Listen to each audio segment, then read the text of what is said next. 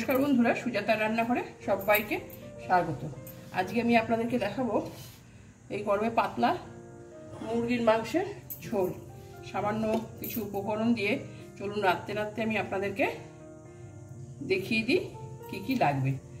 আমার কড়াইটা গরম হয়ে গেছে এবং আমি সর্ষের তেলও দিয়ে দিয়েছি। এবার একটু গরম হোক, ফ্লেমটা আমার হাই আছে। আর এর মধ্যে আমি এটা কাঁচা লঙ্কা দিয়ে করব এবং আলু দেব।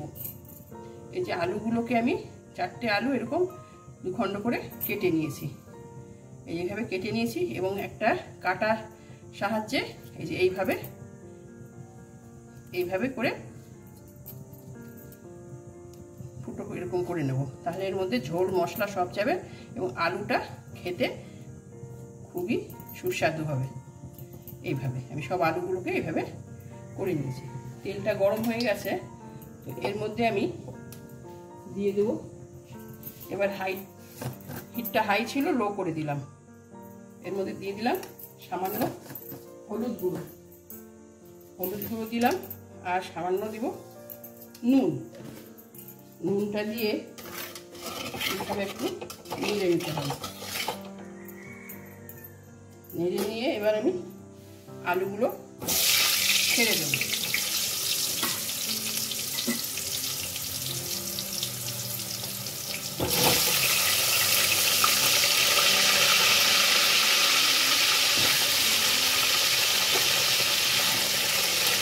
ফ্লেমটা আমার এখন হাই করে দিয়েছি।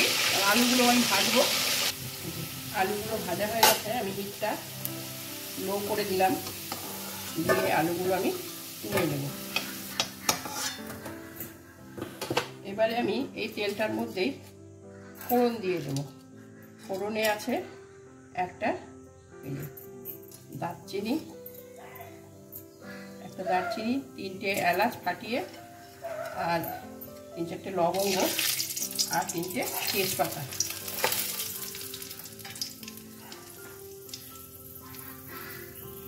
দিয়ে এবার আমি কতগুলো রসুন থেঁতো করে নিচ্ছি। এবারে থেঁতো করে নিলাম, নিয়ে তেলে দিয়ে দিলাম। তেলে নিয়ে হিটটা আমার এখন লোই আছে, কারণ তেলটা আলু ভাজলাম তো, তেলটা খুবই গরম, তো রসুনটা পুড়ে যাবে, তেতো হয়ে যাবে। ওই জন্য হিটটা লোই রেখেছি। আর গরম মশলাও আছে এর মধ্যে। এই সময় আমি এর মধ্যে একটা শুকনো লঙ্কা এভাবে চিড়ে দিয়ে দিলাম।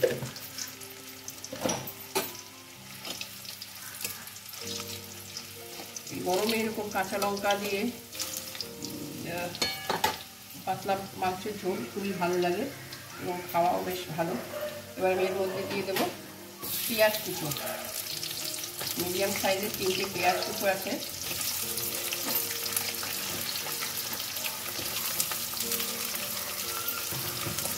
পেঁয়াজ কুচো দিয়ে এবার হিটটা আমি মিডিয়াম টু লো করে দিয়েছি। এটা একটু ভাজা হবে।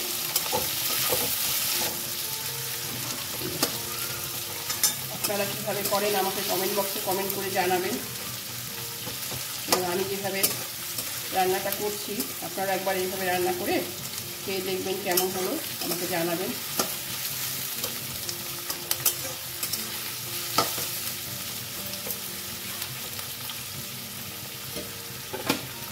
এই সময় এর মধ্যে আমি সামান্য 1 চা চামচ চিনি দিয়ে দিলাম। কারণ পেঁয়াজটার সাথে এটা একটু ভাজা হলে পরে কালারটা ভালো আসবে।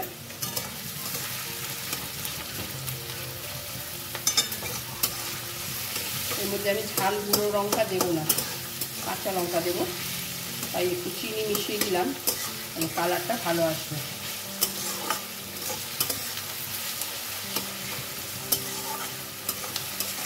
বা আগে আপনারা চিনিটাকে ক্যারামেল করে নিতে পারেন, তাতেও ভালো আসে। কিন্তু যেহেতু এটা পাতলা ঝোল, একটু নর্মাল রান্না করাই ভালো।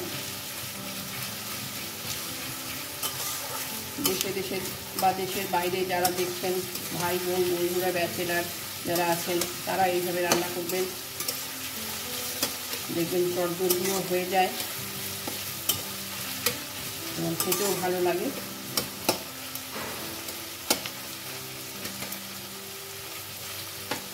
পেঁয়াজটা একটু ভাজা হোক।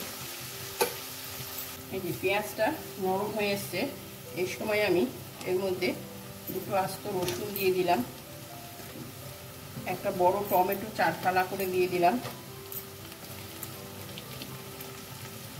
7-8টা কাঁচা লঙ্কা আমি এর মধ্যে চিড়ে দিয়ে দিলাম।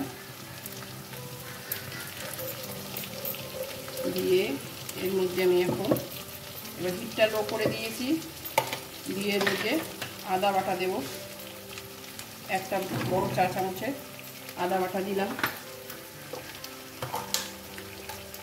আর একটু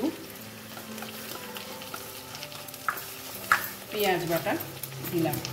আর যেহেতু রসুনটা আমি থেতো করে দিয়েছি, আর রসুন দেবো না, আর দুটো আস্ত রসুন দিয়েছি, আর দিয়ে দেব এই সময়তে বাড়িতে বানানো কাটানো টক দই।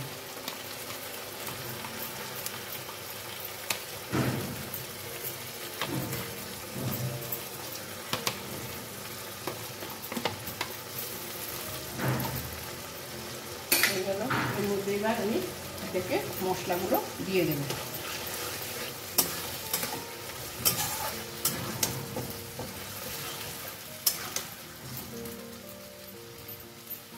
ফ্লেমটা আমার লোই আছে।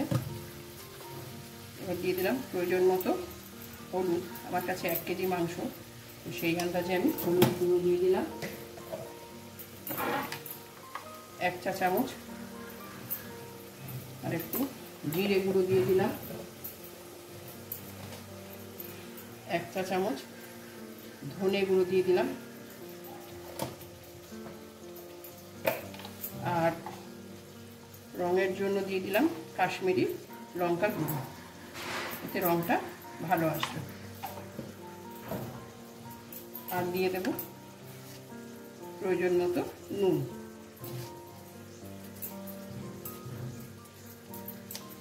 এবার ফ্লেমটাকে আমি মিডিয়াম টু লো করে খুব ভালো করে এটা কষে নেব মশলাটাকে।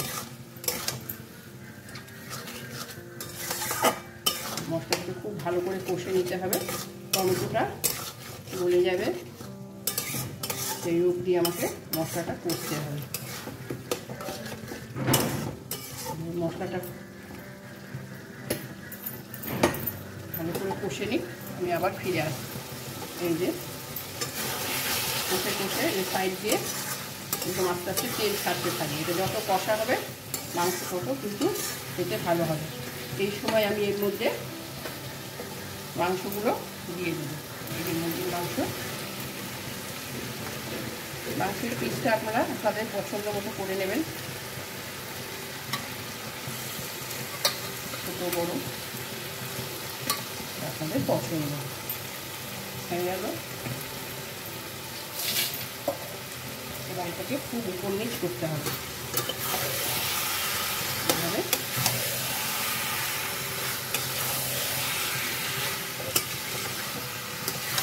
মাংসতে সবসময় 2-3টে গোটা রসুন দিয়ে দেবেন, দেখবেন মাংসের টেস্টটা খুব খোলে, খুব ভালো লাগে।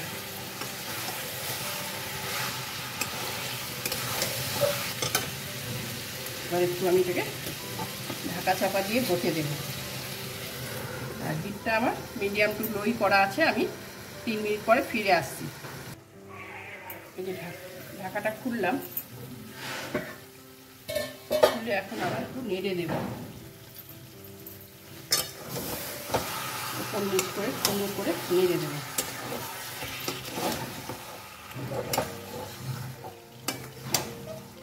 এভাবে এভাবে নেড়ে দিতে হবে।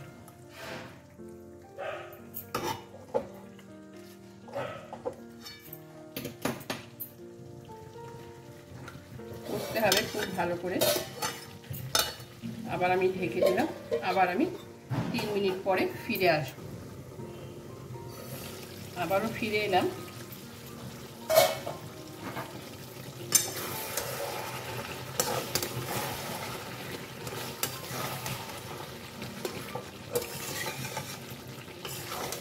পেঁয়াজগুলো অনেকটা গলে গেছে, টমেটো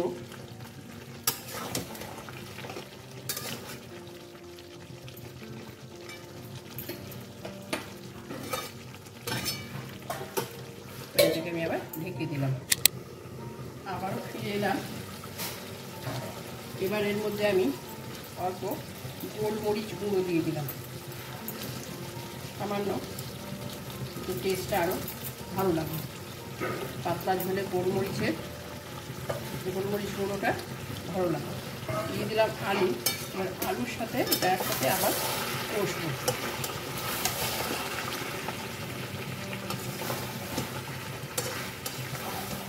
যদি দেশি মুরগি হতো এর টেস্টটা আরও ভালো হতো। পাতলা ঝোল দেশি মুরগি গরমের দিনে ভীষণই ভালো লাগে।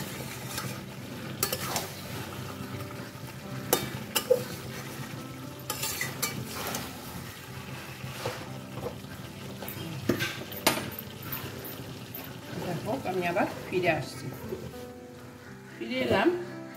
এই যে কষানোটা হয়ে গেছে, এই যে তেল ছেড়ে দিয়েছে এবং খুব ভালো করে আমি মাংসটা আলুর সমেত কষে নিয়েছি।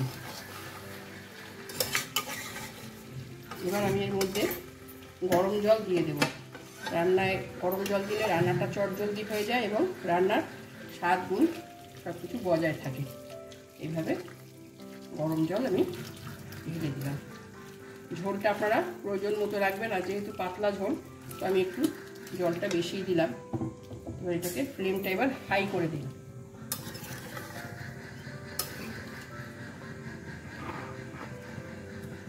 গরম জল দেওয়াতে দেখুন ফট করে মাংসটা ফুটেও উঠলো, তাড়াতাড়ি হয়ে যাবে। এই সময় একটু নুনটা ঝালটা একটু চেক করে নিতে হবে। আর কয়েকটা কাঁচা লঙ্কা উপর থেকে গোটা চেরা নয় এটা দিয়ে দিলাম। দিয়ে আমি ফ্লেমটা মিডিয়াম টু লো করে এটা এবার আমি হতে দেব। সেদ্ধ হওয়া পর্যন্ত এটা আমি হতে দেব। আমি ফিরে আসছি আপনাদের কাছে, আবার ফিরে এলাম। এই যে মাংসের ঝোল আমার পাতলা ঝোল মুরগির একদম খাওয়ার জন্য প্রস্তুত হয়ে গেছে। সেদ্ধ হয়ে গেছে আলু। এর মধ্যে আমি একটু ধনে পাতা দিয়ে দিলাম সামান্য। অপশনাল, আপনারা দিতেও পারেন নাও দিতে পারেন, কিন্তু এই কাঁচা লঙ্কা দিয়ে মুরগির মাংস রান্না করার পর যদি উপর থেকে ধনে পাতা ছিটিয়ে দেন তাহলে কিন্তু এটা আর একটু ভালো লাগবে। তো আমি এটা আপনাদেরকে আমি এখন অফ করে দিলাম। আমি আপনাদেরকে পরিবেশন করে দেখাবো। এই যে আমার মুরগির মাংস পাতলা ঝোল রেডি হয়ে গেছে। গরম ভাতের সাথে আমি পরিবেশন করে দিয়েছি, সঙ্গে গন্ধরাজ লেবু। আমার রেসিপি পছন্দ হয়ে থাকলে শেয়ার করবেন, লাইক দেবেন, কমেন্ট করে জানাবেন কেমন হলো। আর যারা এখনও সাবস্ক্রাইব করেননি আমার চ্যানেলটিকে, সো প্লিজ একটু সাবস্ক্রাইব করে পাশে থাকা বেল বাটনটি একটু ক্লিক করে দেবেন। তাহলে যখনই আমি নতুন নতুন কোনো রেসিপি আপলোড করব সঙ্গে সঙ্গে আপনারা নোটিফিকেশান পেয়ে যাবেন। তো সবাই এই গরমে এরকম পাতলা মুরগির ঝোল দিয়ে ভাত খান। সুস্থ থাকুন। Bye bye.